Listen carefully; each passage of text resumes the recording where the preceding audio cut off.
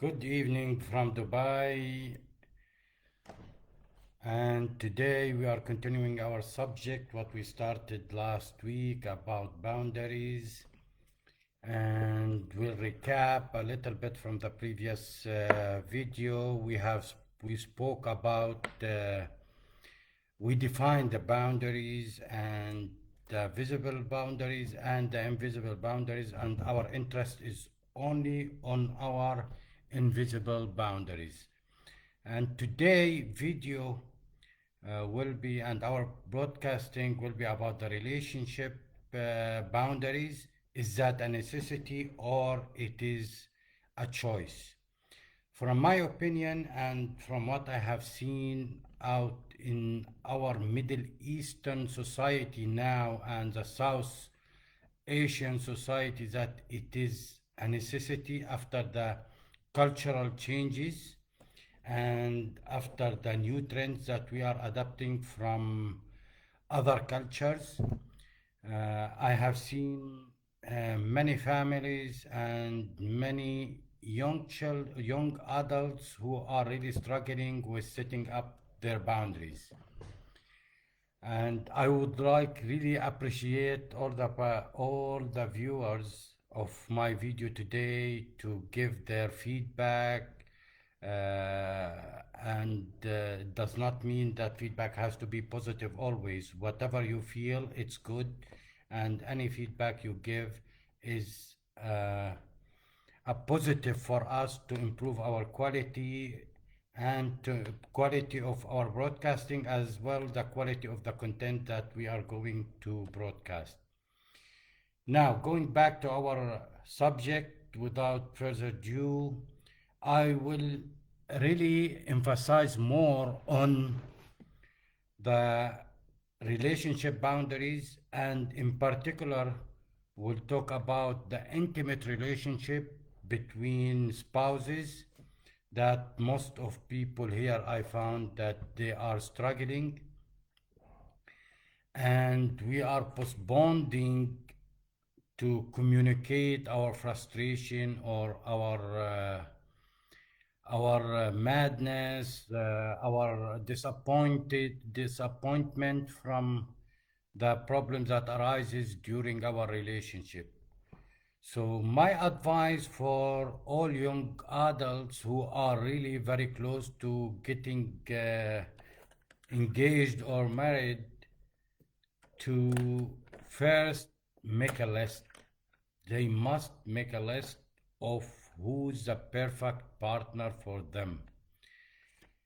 All these all these lists and standards, what you put, what you gonna accept, what you don't accept in your life, got to be in bold, and got to be given to your spouse or to your partner so they can know whom they are getting engaged to. And at the same time, they could know, is this something that they can tolerate or they cannot tolerate? So when we say boundaries, these are our boundaries. This what I will tolerate, this what I will not tolerate. Okay?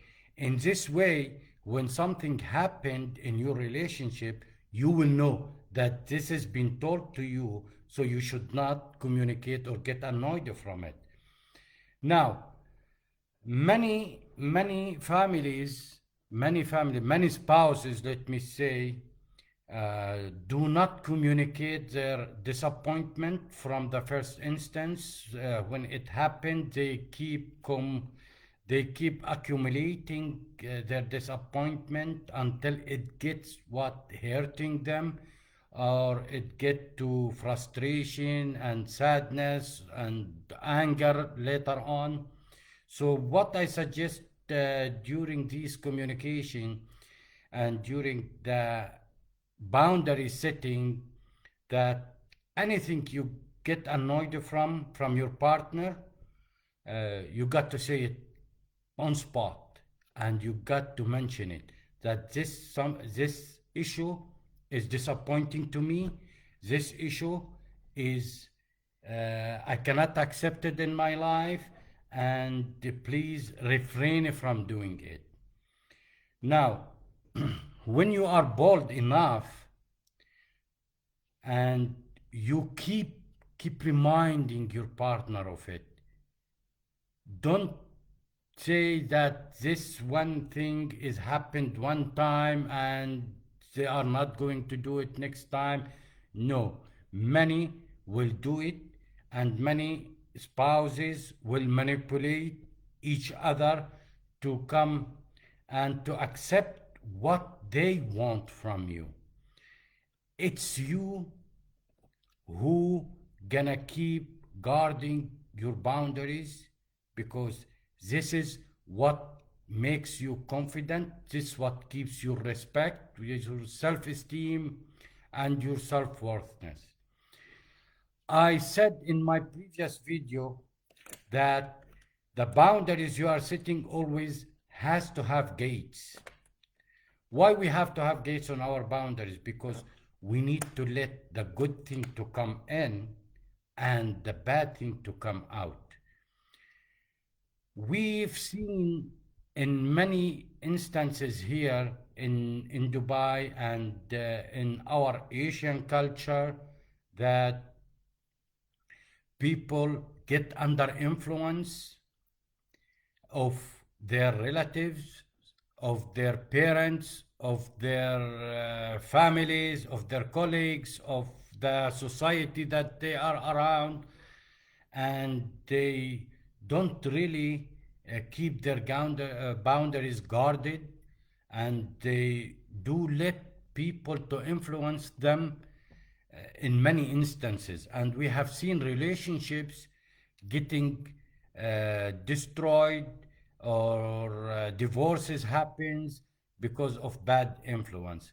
I have listened to recently to Les Brown, one of the best speakers in United States, and I really loved the word that he said, OQP. You have to surround yourself with OQP. What it means? Only quality people. You have to surround yourself always with only quality people. What does that mean? Only quality people that who gives you the positive advice, who gives you the right advice, who really support you in all your issues, who solve the problems for you, who get in a focus group with you and make you really to keep your boundaries safe and get you distant from any distractions and from any bad influences. Now I'll bring some examples of those people that I've been interacting with for this research about the boundaries. And one example, just recently, I've been at the gym working out, and we've been talking after the workout with a few of the participants or colleagues that went with us, and one of them was really sad. So when I start speaking to him and coaching him on his problems, he was openly saying, I'm not happy because of my relationships with my spouse. I said, what's happening? I discovered that this guy, what we call in psychology terms, that he's a nice guy syndrome. The guy who is looking to please everyone except himself. The guy who seeks approval in everything that he does. Well, in my terms and in many other terms, he's boundaryless. No boundaries whatsoever. Everybody can cross him over. Everybody can just, when they need him, they come to him. When they don't need him, they don't come to him. And we started coaching him on this matter. I found deep in his heart and in his life, he never had the boundaries. He never even thought that he has to set boundaries for his close friends, relatives, his parents as well. Why he doesn't have boundaries? I came to believe that his parents never taught him how to set boundaries. He never been detached from his parents. He's still living his life with his parents. He didn't even get married. He never succeeded in any relationship, intimate relationships.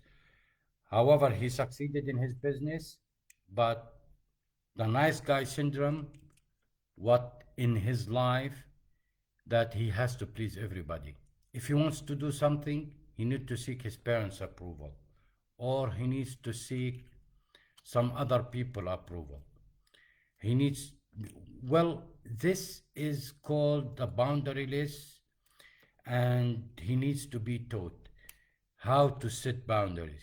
Now, is it possible that the person himself can learn how to set boundaries? I doubt it. If he all his life he didn't set boundaries, he doesn't know, doesn't have the skills, doesn't have how to tackle this issue, he won't be able by himself. So what we suggest always when people for the nice guy syndrome people is to be more with guys.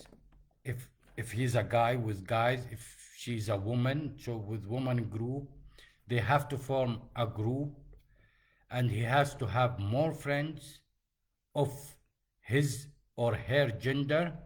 These guys will teach him or will teach her how to set boundaries, how to tackle this issue. However, we have courses designed special for these nice guy syndrome people that will teach them how to say no and the art of saying no. I know that many people will say, "Is that possible?" Yes, it is. It's not possible even. It's a mandatory. It's something. It's an obligation for yourself. You owning it to yourself to become a better person, to be successful and to be happy in your life. You have to set boundaries. You have to say what you will tolerate and what you will not accept in your life. What you will, what makes you happy and what doesn't make you happy. In in many cases, people will say, well, as I'm living or I'm above the ground, I'm happy. But inside himself, there is something is bothering him. You always see people either talking to themselves or they are just angry, always mad. They have something in their life. They are not happy with their work. They are not happy with their bosses. They are not happy with their spouses. And what's the problem? Is boundaries. Now, in intimate relationship, where the subject of my video today, I have seen a rise in separation in Dubai and in the Middle East in general, and many divorces is happening nowadays, and all because of boundaryless spouses on both sides. And the other issue is now many women are getting into the work market. They started to work to support the family. This wasn't an issue before in our life, in our culture. This wasn't even in Asia that woman works. In last decade or 2 decades, we have noticing an increase in this one, and we noticed that this issue is a big cause of separation and trouble because we do not have a proper communication channels and boundaries established between the families and between children and parents. We start seeing even a behavior change with children towards their parents and parents towards their children. It's vice versa in these relationships. Why? Is it because that changing in the trends in our culture only, or is it because we parents don't have the right tools and the right skills to teach our children what boundaries is and when to set boundaries? We are not more showing or being a model for our children. We let them to be to model some superstar, some movie star, some other influencers are available, the TV, the YouTube, and everywhere. But the basic and fundamentals, the fundamentals of boundary setting rest on our parents, rest on us. So what do I suggest in this particular instance, on this particular case, how we parents must tackle this issue? And I think, I'm sure this advice must be for the young adults who are really approaching the marriage or the golden cage, what we call it, whatever you want to call it, is to properly set their boundaries from the beginning. Is parents must detach themselves from their children. Spouses themselves must communicate and must sit together and put their list and put their boundaries, what they accept, what they do not accept before approaching to the market to get to work for spouse or for the woman or for the man. We must know how to communicate with each other. Tools are available everywhere. I have seen multiple books talking about this subject, about how to set boundaries. Plenty of them. Our even religious beliefs and religious books are teaching how to set boundaries and uh, how to tackle any issue in our life. So there is no excuse for anyone to say that there are no resources available for us. It is available.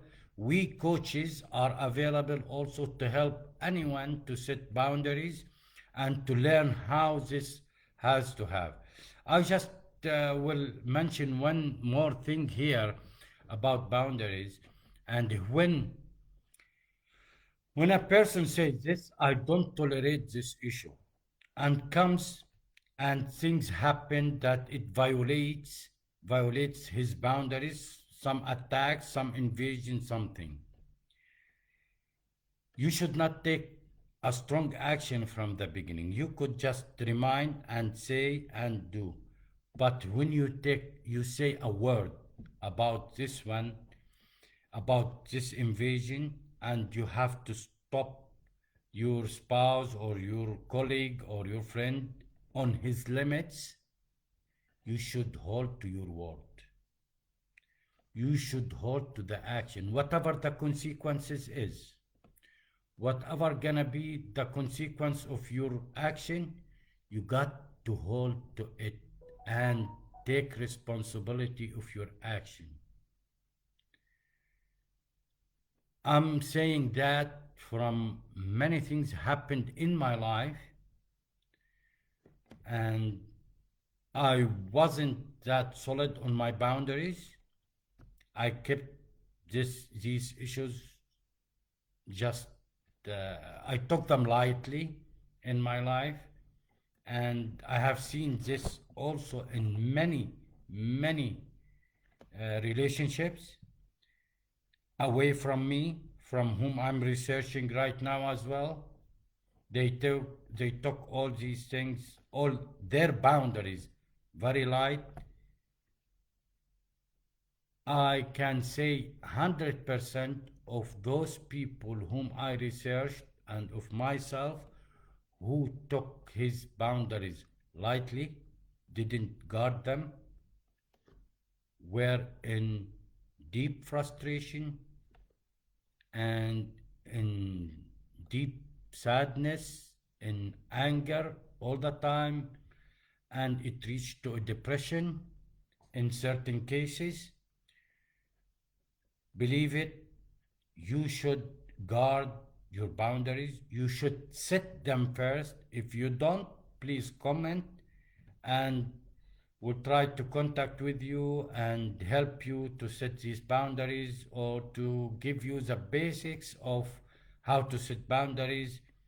And we will connect you with a group of people who recovered from this issue, and they can help you and they can guide you on how to take care of yourself, how to set your boundaries, and how to be happy in your life. When you have your boundaries available, when you guard them regularly, maintaining them the right way, when you know what you want in your life, you will be happy. And as Tony Robbins says, the formula of happiness is the way you are living now is equal to your blueprint. Your expectations are met to that blueprint that you have in your mind. I really enjoyed being with you today. I love you all. Please give me your feedback to improve the quality of our broadcasting and to improve the quality of the content that we are sharing with you. I'm being asked to broadcast also in Arabic.